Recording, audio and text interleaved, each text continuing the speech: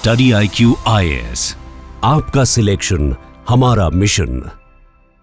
नमस्कार दोस्तों सबसे पहले तो आप सभी को सरकार को बधाई, क्योंकि एलपीजी का जो प्राइस है उसमें हाइक किया गया। आप देख सकते हो खबर, LPG cylinder price hike, cooking gas to become expensive by ₹50 per cylinder. मतलब आज से जो आपके घरों में एलपीजी सिलेंडर आता है उसमें ₹50 का इजाफा किया गया। ये तो चलो मान लो समझ गए, लेकिन इससे भी बड़ा ट्विस्ट आया है जो मैं आपको बताऊंगा वीडियो में, क्योंकि पेट्रोल और डीजल के प्राइस, उसके अंदर जो एक्साइज ड्यूटी है, जो केंद्र सरकार के पास पैसा जाता है टैक्स का, उसमें भी इजाफा किया गया है। अभी जस्ट मैंने 2 दिन पहले आपको वीडियो में बताया था कि इंटरनेशनली क्रूड के जो प्राइसेस हैं वो क्रैश हो गए हैं। तो ये जब मैंने पहली बार देखा यहां पर कि एग्जैक्टली हुआ क्या है, तो मैं भी शॉक हो गया। लेकिन इसके पीछे का ट्विस्ट है, पेट्रोल और डीजल के दाम नहीं बढ़ेंगे, लेकिन जो एक प्रकार से पैसा है वो सरकार के पास चला जाएगा।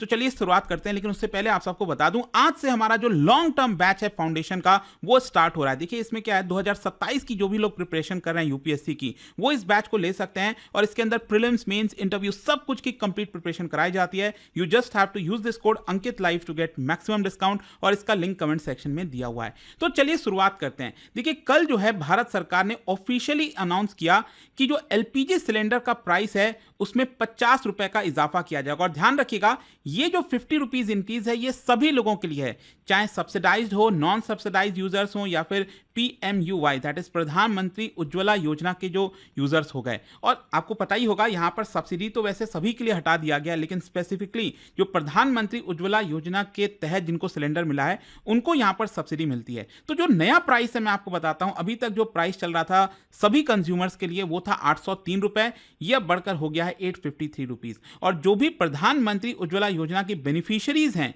जिनको सिलेंडर दिया गया है सरकार की तरफ से, उनका पहले प्राइस था ₹500 और अब ये हो जाएगा ₹550। तो क्वेश्चन अब सबसे पहला यही आता है कि ये हाइक क्यों किया गया, क्या जरूरत थी। देखिए यहां पर मैं आपको बता दूं, सरकार का ये कहना है कि हमारे देश में जो ऑयल मार्केटिंग कंपनीज हैं जो ये गैस आपको प्रोवाइड करते हैं, एलपीजी प्रोवाइड करते हैं, जैसे फॉर एग्जांपल आपके घर में देखते होंगे भारत गैस आता है, इंडियन ऑयल का गैस सिलेंडर हो गया, तो ये जो बेसिकली हैं इनको पिछले कुछ महीनों से लॉसेज झेलना पड़ रहा था। करीब 43,000 करोड़ रुपए का लॉस हुआ है, जिसकी वजह से यहां पर उनको कुछ सपोर्ट की जरूरत थी। और देखिए यहां पर जो लॉस है बेसिकली इसलिए हो रहा था क्योंकि ये जो कंपनीज हैं जिस दाम पर ये प्रोक्योर कर रहे थे, इंटरनेशनल जो गैस प्राइस होता है, ट्रांसपोर्टेशन जो टोटल कॉस्ट होता है ना प्रोक्योरमेंट का, वो ज्यादा था। और इसको अगर आप कंपेयर करोगे सेलिंग प्राइस से, तो यहां पर सरकार नहीं चाहती थी कि ऑयल मार्केटिंग कंपनीज को फर्दर यहां पर लॉस हो, और इसी को देखते हुए ₹50 का इजाफा हर सिलेंडर पर किया गया। फिर दूसरा यहां पर ग्लोबल फैक्टर, अगर आप रिसेंटली देखेंगे जिस तरह का इंटरनेशनल सिचुएशन बना हुआ है, अभी भी रशिया यूक्रेन वॉर जारी है, मिडिल ईस्ट में टेंशन बना हुआ है, तो काफी ज्यादा वॉलेटाइल हो गया था जो एलपीजी के प्राइसेस थे। तो ये भी एक बड़ा कारण है। और साथ ही साथ ध्यान रखिएगा, रिसेंटली अगर आपने देखा होगा तो जो रुपी है वो काफी वीक हो गया था, ऑल्दो इसमें थोड़ा सा इंप्रूवमेंट हुआ है। अगर आप देखिए डोनाल्ड ट्रंप से जब से जीत कर आए हैं, आप देख सकते हो क्लियरली रुपी काफी ज्यादा डेप्रिशिएट हो गया था, लगभग 88 के करीब चला गया था। ऑल्दो अब थोड़ा सा ये स्ट्रांग हुआ है और ये करीब 85-86 के आसपास आपको देखने को मिलेगा। लेकिन स्टिल क्या होता है कि जब भी रुपी वीक हो जाता है उसकी वजह से इंपोर्ट कराना महंगा होता है। और ये ज्यादातर क्या है, हम जो एलपीजी जो गैस वगैरह इंपोर्ट कराते हैं वो एक्चुअली अगर आप देखोगे तो इसकी वजह से रुपी वीक होने की वजह से ये महंगा पड़ जाता है। और मान लीजिए अगर एक्सपोर्टर है, अगर यहां से जो एक्सपोर्टर है सामान बाहर भेज रहा है, उसके लिए तो फायदा है रुपी वीक होने से, लेकिन इंपोर्टर के लिए चीजें महंगी हो जाती हैं। तो ये जो समय आया था ना, तो यहां पर एक्चुअली इनको लॉस हो रहा था, एंड इसी की वजह से कहीं ना कहीं ये जो प्राइस है वो बढ़ाया गया है।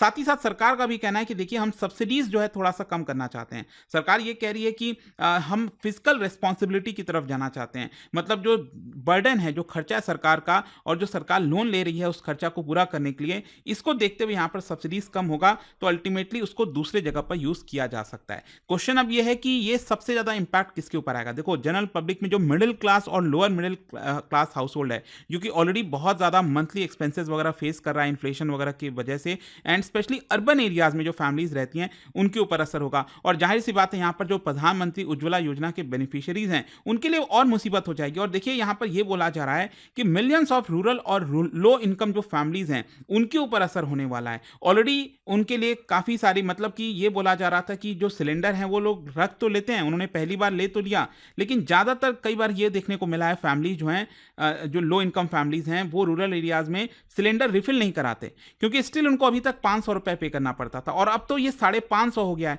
तो अभी भी बहुत से फैमिलीज ऐसे होंगे जो शायद डिस्करेज होंगे, वो शायद ये सिलेंडर ना भरवाएं। फिर इसके अलावा जो छोटे छोटे बिजनेस होते हैं ना, T vendor, street food seller, वो भी ज़्यादातर केस में एलपीजी जो डोमेस्टिक एलपीजी है उसी का इस्तेमाल करते हैं, तो उनके लिए भी ये महंगा होने वाला है। इसका अगर हम इंप्लीकेशंस की बात करें, वाइडर इकोनॉमिक इंप्लीकेशन, तो पॉजिटिव है और कुछ नेगेटिव है। पॉजिटिव मतलब जो पब्लिक सेक्टर ऑयल कंपनीज हैं उनका फाइनेंशियल हेल्थ सुधरेगा, ठीक है।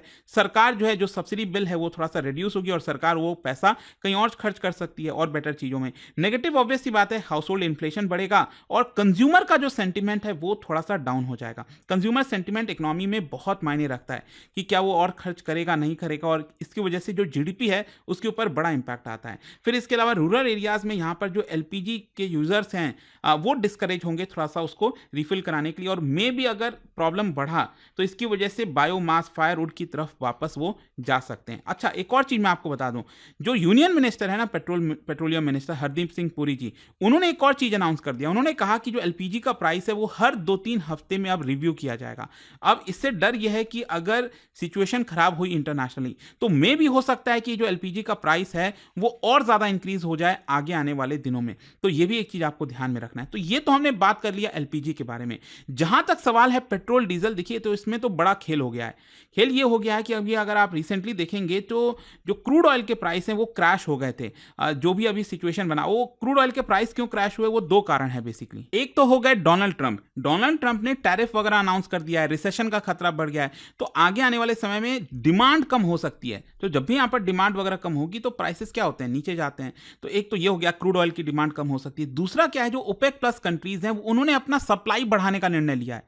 मतलब वो ये कह रहे हैं कि हम सप्लाई और बढ़ाएंगे रादर देन डिक्रीज। तो एक तरफ सप्लाई बढ़ रहा है, डिमांड कम हो रहा है, तो यहां तो जो ऑयल के प्राइसेस हैं वो तो नीचे ही जाने हैं। तो ऑयल के प्राइस नीचे जाएंगे तो इसकी वजह से ऑब्वियस सी बात है क्या होना चाहिए था, जो पेट्रोल और डीजल का प्राइस है हमारे देश में वो कम होना चाहिए था।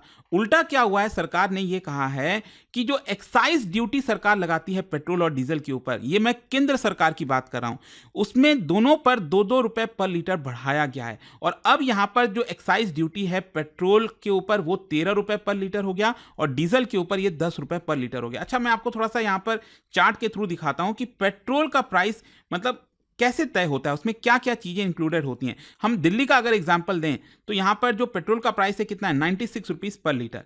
तो इसमें जो एक सबसे बड़ा कंपोनेंट है वो तो ऑब्वियस सी बात है क्रूड ऑयल जो हम इंपोर्ट कराते हैं। तो ये मान लीजिए 96 रुपीस में ये 40 रुपीस करीब आता है। फिर इसके अलावा इसकी रिफाइनिंग की जाती है भारत के अंदर, फ्रेट ट्रांसपोर्टेशन चार्जेस हो गए, ओएमसी के मार्जिन हो गए, ये करीब 7 रुपए है। फिर सेंट्रल गवर्नमेंट टैक्स लगाती है जिसको हम एक्साइज ड्यूटी कहते हैं, क्योंकि ध्यान रखिएगा ये जीएसटी के अंदर अभी नहीं आता है, राइट। तो एक्साइज ड्यूटी केंद्र सरकार अब कितना कर रही है, 13 रुपए, अभी ये 11 रुपए था अभी तक, राइट। फिर इसके अलावा डीलर के कमीशन, मतलब यहां पर जहां से आप पेट्रोल डीजल वगैरह खरीदते हो तो ये आपका 4 रुपए है। और साथ ही साथ हर एक राज्य भी यहां पर वैट लगाती है और दिल्ली सरकार वैट काफी लगाती है। अगेन आप देख सकते हो 32 रुपीज। अभी मैंने वीडियो भी बनाया था कल जहां पर आपको बताया था कर्नाटका के अंदर जो राज्य सरकार है उन्होंने वैट में भी 2 रुपए का इजाफा किया है। तो ये टोटल अगर आप देखोगे ये आता है 96 रुपीज। अच्छा, इसमें ध्यान देने वाली बात यह है कि केंद्र सरकार और राज्य सरकार दोनों का टैक्स जोड़ दो, मतलब जो पेट्रोल और डीजल हम खरीदते हैं ना, मान लीजिए 100 रुपए का है तो 50 से 60 रुपए तो ये सिर्फ आपका टैक्स में चला जाता है। मतलब सरकार अगर ये सिर्फ टैक्स हटा देना तो यही आपका समझिए 35-40 रुपये हो जाएगा पेट्रोल और डीजल के प्राइस, काफ़ी कम हो जाएंगे। और स्टेट और सेंट्रल गवर्नमेंट जो है उसके लिए काफ़ी रेवेन्यू मायने रखता है, इसीलिए वो लोग लगाते हैं। लेकिन यहां पर अब देखिए हुआ क्या है कि क्योंकि मैंने आपको बताया था क्रूड ऑयल के दाम गिर गए, क्रैश हो गए, तो जिसकी वजह से पेट्रोल डीजल के दाम गिरने वाले थे। तो सरकार ने यह सोचा कि पेट्रोल डीजल के दाम क्यों गिराना।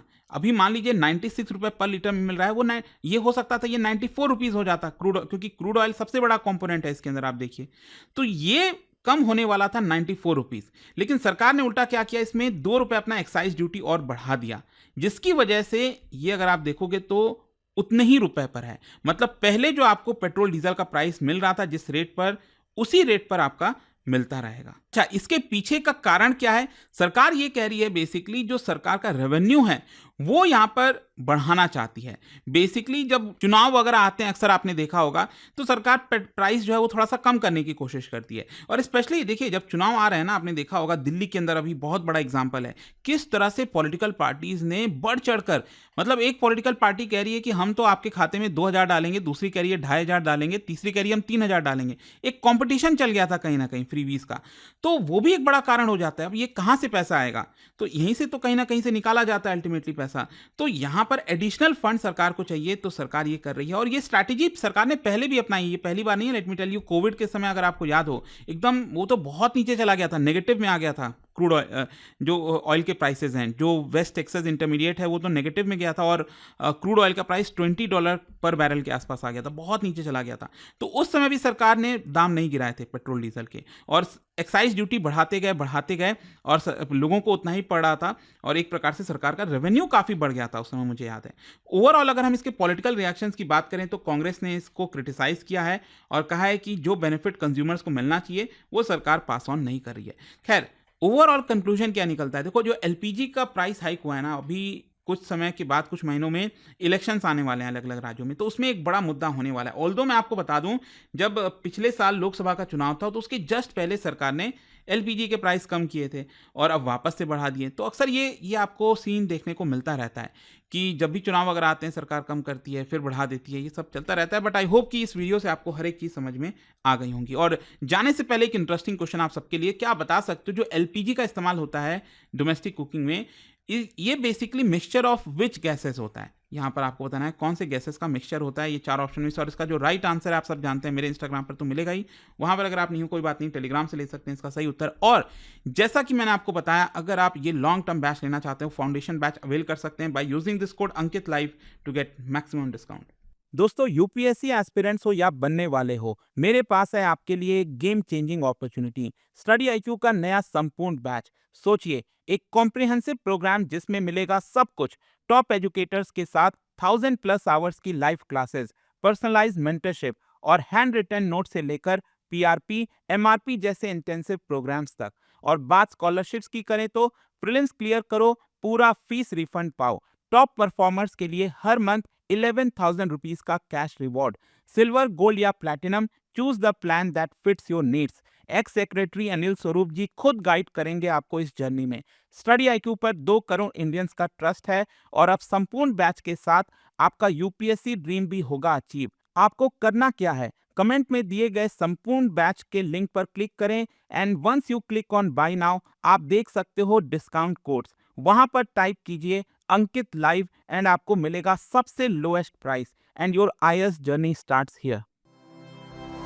स्टडी IQ IAS, आपका सिलेक्शन हमारा मिशन।